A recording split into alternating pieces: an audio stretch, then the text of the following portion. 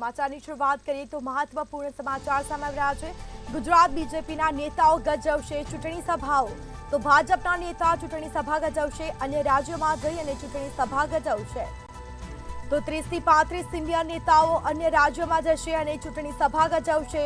સમાચાર સામે આવી રહ્યા છે। મનસુખ માંડવિયા, બ્રિજેશ મેરજા જશે અને સાથે જ મહેન્દ્રસિંહ સરવૈયા, બાબુભાઈ જેબલિયા પણ જશે, ચૂંટણી સભા ગજવશે।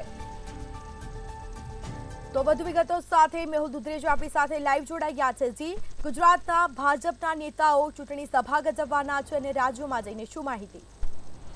સ્મિતા, જે પ્રમાણે લોકસભાનો જે ચોથા ફેઝનું જે ઇલેક્શન અત્યારે આવ્યું છે એને માટેનો જે પ્રચાર અત્યારે ચાલુ રહ્યો છે દેશની અંદર, 3 ફેઝ પૂરા થઈ ગયા છે, ત્યારે 3 ફેઝ પૈકીના જે મોટા મોટા નેતાઓ છે તે બીજા રાજ્યોની અંદર પણ ચૂંટણી પ્રચાર કરવા માટે જતા હોય છે। આ સાથે જે ઉમેદવારો છે તે કેન્દ્રીય મંત્રીમંડળની અંદર છે, સાથે સારું વર્ચસ્વ ધરાવે છે, સારી સ્પીચ છે અને લોકપ્રિય છે। આવા જે નેતાઓ છે તે 3 ફેઝના તમામ જે નેતાઓ અને ઉમેદવારો છે તે બીજા રાજ્યોની અંદર પણ ભાજપનો પ્રચાર કરવા જતા હોય છે। આવા જ આપણા ગુજરાતના 30 થી 35 જેટલા જે મોટા નેતાઓ છે તે હવે ચૂંટણીના ચોથા ફેઝની અંદર, જે અલગ અલગ રાજ્યોની અંદર ચોથા ફેઝની અંદર જે ચૂંટણી થવાની તેના પ્રચારમાં જવાના છે। મનસુખભાઈ માંડવિયા, કમલેશ મીરાણી, ધનસુખ ભંડેરી જેવા ઘણા બધા મોટા નેતાઓ છે જે ચોથા ફેઝના જે પ્રચારમાં જવાના છે। આ સાથે ત્યાં ભાજપનો પ્રચાર વધે અને સાથે જ તમામ જે લોકો છે ઘરે ઘરે જઈને મતદારોને જે માટે પ્રોત્સાહિત કરશે અને સાથે ભાજપનો પ્રચાર કરશે, તે માટેની જે વ્યવસ્થા છે તે ગોઠવી દેવામાં આવી છે। 30 થી 35 જેટલા જે મોટા નેતાઓ છે તે ગુજરાત છોડીને બીજા રાજ્યની અંદર પ્રચાર કરવા જવાના છે। 31 મે સુધી તેઓ અહીં પ્રચાર કરવાના છે અને 31 મે સુધી તે ચોથા, પાંચમા અને છઠ્ઠા ફેઝ છે તેની સુધી પ્રચાર કરવાના છે। એટલે કે હવે જે ચૂંટણી પૂર્ણતાના આરે છે, 3 ફેઝ પૂરા થઈ ગયા છે, બાકીના જે 4 ફેઝ છે એની તમામ જગ્યાઓ પર પ્રચાર થાય અને ભાજપને વધારે મત મળે તે માટેનો જે પ્રયાસ છે તમામ જે નેતાઓ કરવાના છે। એટલે ગુજરાતમાંથી 30 થી 35 મોટા નેતાઓ છે તે પ્રચારમાં જોડાવાના છે। જી, ક્યારથી તેઓ પ્રચારમાં જોડાવાના છે અને કયા કયા દિગ્ગજ નેતાઓ જવાના છે?